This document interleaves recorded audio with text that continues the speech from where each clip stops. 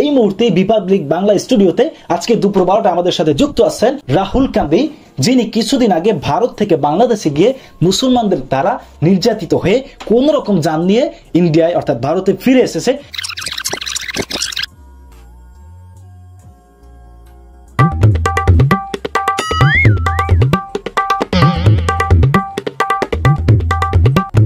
কি সবকিছু makeup take up ready? আহা, এখনো মেকআপ রেডি হয় না, আমরা শুটিং করবো কখন? আমাদের সবকিছু স্টুডিও রেডি হয়ে গেছে। এই তো হয়ে গেছে দাদা। হয়ে গেছে মানে বুঝলাম না, তোমাদের কাজ দিলে তোমরা ঠিক মতন করতে পারো না কি? কি করছো? হ্যাঁ, আমাদের নিউজ পাবলিশ হবে দুপুর 12টার সময়, তাড়াতাড়ি করো না তোমরা একটু। এখনো হাতের ব্যান্ডেজ করো, আমি বুঝতে পারতেছি না তোমরা কখন শেষ করবা। দেখি ঠিক আছে সব? দাদা একটা মিস্টেক হয়ে গেছে। কি আবার কি মিস্টেক হয়েছে? বায়োডিনাটা তো ভুলে গেছি, এখন কি দেবো? দেখছো, তোমাদের একটা কাজ দিলে তোমরা আসলে করতে পারো না। আচ্ছা, বায়োডিন আনতে ভুলে গেছো তো ওই যে মোটরসাইকেলের পুরা মোবিল নেই, মোবিল দিয়ে দাও। মোবিল আছে? তো মোবিল দিয়ে দাও, সমস্যা নাই তো।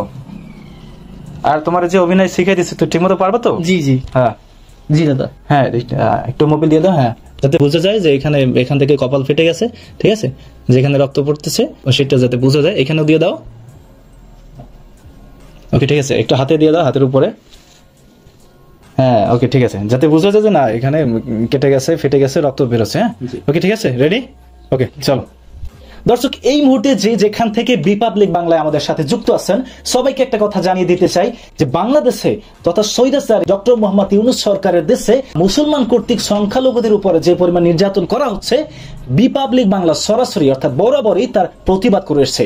ঠিক আজকে এই মুহূর্তে রিপাবলিক বাংলা স্টুডিওতে আজকে দুপুর 12টা আমাদের সাথে যুক্ত আছেন রাহুল কান্দি, যিনি কিছুদিন আগে ভারত থেকে বাংলাদেশে গিয়ে মুসলমানদের দ্বারা নির্যাতিত হয়ে কোন রকম জান নিয়ে ইন্ডিয়ায় অর্থাৎ ভারতে ফিরে এসেছে।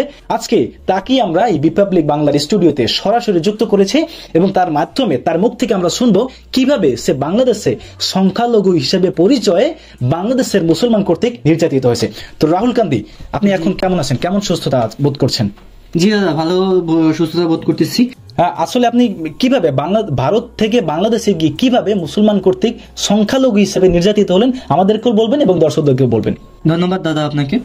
আমি বাংলাদেশে গেছি প্রথমে, যাওয়ার পরে আমরা যেরকম ইন্ডিয়ায় বাথরুম করি খোলা মাঠে। আচ্ছা ওয়েট, এই কাট, এইটুকু বাদ যাবে, ঠিক আছে? তোমাকে এমন ভাবে বলতে হবে রাহুল, যেন বাংলাদেশ এবং পার্শ্ববর্তী অর্থাৎ বিশ্বের কেউ যেন বুঝতে না পারে যে আমরা এখানে রিপাবলিক বাংলায় শুটিং করতেছে, এটা যেন বুঝতে না পারে। তোমাকে একদম ইমোশনাল, তুমি যেহেতু অসুস্থ, তোমার মাথায় আঘাত লেগেছে, এটা সবাইকে দেখাতে হবে। তোমার হাতে আঘাত লেগেছে, তোমার পায়ে আঘাত লেগেছে, এটা সবাইকে দেখাতে হবে। এজন্য তোমাকে একটু আস্তে করে একটু অসুস্থ ভাব নিয়ে তারপর তোমাকে বলতে হবে। হ্যাঁ ঠিক আছে, আগেরটুকু কাট হবে, ওটা বাদ হবে, ঠিক আছে? ওকে। তো রাহুল কান্দি, আপনি কিভাবে ভারত থেকে বাংলাদেশে গিয়ে সংখ্যালঘু পরিচয়ে মুসলমানদের দ্বারা নির্যাতিত হলেন, একটু শুরু থেকে কিভাবে কি হয়েছে সেটা একটু বলুন আমাদেরকে। আচ্ছা দাদা, আমি প্রথমে ভারত থেকে বাংলাদেশে যাই। আমরা ভারতে যেরকমের খোলা মাঠে এবং বাগানে মলমূত্র ত্যাগ করি, আমি ওইভাবে। আস্তে আস্তে, তোমার সমস্যা হচ্ছে না, একটু গোমূত্র পান করে নাও। ধন্যবাদ দাদা। হ্যাঁ, একটু ভালো মতো গোমূত্র পান করে নাও। ওকে ঠিক আছে। হ্যাঁ রাহুল কান্দি, এবার তুমি বলো যে আসলে শুরু থেকে কি হয়েছে বাংলাদেশে গিয়ে তোমার সাথে। আচ্ছা, আমি ওই জঙ্গলের মধ্যে বাথরুম করতে বসছি, তখন ওই কিছু ছেলে পেলে আমাকে দেখে নেয়। দেখে নেওয়ার পরে ওরা গিয়ে আমাকে অনেকভাবে জিজ্ঞাসা করতে থাকে। এক পর্যায়ে আমি বলি যে আমরা তো এইভাবে হাগু করি, ওদের ওইখানে যে বাথরুম আছে ওইটা আমি জানতাম না দাদা। ওদের যে বাথরুমের অবস্থা এত ভালো বা ওদের যে মানে তুমি বলতে চাচ্ছ যে বাংলাদেশে মানে তোমরা ভারতে যেভাবে খোলামেলা জায়গায় হাগু করো, ঠিক তুমি বাংলাদেশে গিয়েও সেইভাবে মাঠে বসে বা বাগানে বসে হাগু করতেছিলে। মানে তুমি বুঝতে যে ভারতে যেভাবে আমরা আসলে খোলামেলা জায়গায় হাগু করি, ঠিক তুমি বুঝতে যে বাংলাদেশিরাও এভাবে খোলামেলা জায়গায় হাগু করে, এটা তুমি বুঝে তারপর তুমি বাগানে গিয়ে বাংলাদেশিদের বাগানে গিয়ে তারপরে হাগু করতে পারছিলে, তাই? তারপর কি হয়েছে? তারপরে আমাকে ধরে নেয়, ধরে নিয়ে রুমের মধ্যে আটকে উদম কেলানি দেয়। আমি এক পর্যায়ে জান নিয়ে দৌড়ে পালায়ে চলে আসি। তার মানে তুমি বলতে চাচ্ছ শুধুমাত্র বাগানে হাগু করার জন্য তোমাকে বাংলাদেশে নির্যাতন করা হয়েছে? দর্শক দেখেন, শুধুমাত্র বাগানে হাগু করার জন্য বাংলাদেশে সংখ্যালঘুদের উপর নির্যাতন করা হচ্ছে। এটা সবাই বিশ্বে সবার নজরে এটা আসা উচিত, বিশ্বের সবার নজরে এটা আসা উচিত। শেয়ার করে ছড়িয়ে দিন যে বাংলাদেশে মুসলমান কর্তৃক বাগানে হাঁটতে গিয়েও ভারতের হিন্দুরা তথা সংখ্যালঘুরা যারা বাংলাদেশে আছে তারা বাগানে হাঁটতে গিয়েও নিরাপদ না। আচ্ছা রাহুল গান্ধী, তুমি কি জানতে না যে এই মুহূর্তে তো বাংলাদেশে উত্তেজনাকর পরিস্থিতি বিরাজ করছে? স্বৈরাচারী ডক্টর মোহাম্মদ ইউনূস সরকারের আমলে বাংলাদেশে উত্তেজনাকর পরিস্থিতি বিরাজ করছে, তো তুমি সেটা জেনো কেন ভারত থেকে বাংলাদেশে গেলে? আমি তো আর জানতাম না যে আমার নিয়ে কোনো সমস্যা, এটা তো গত যে সরকার ছিল তাদের মধ্যে ঝামেলা, আমাকে নিজের সমস্যা হবে এটা আমি বুঝতে পারিনি।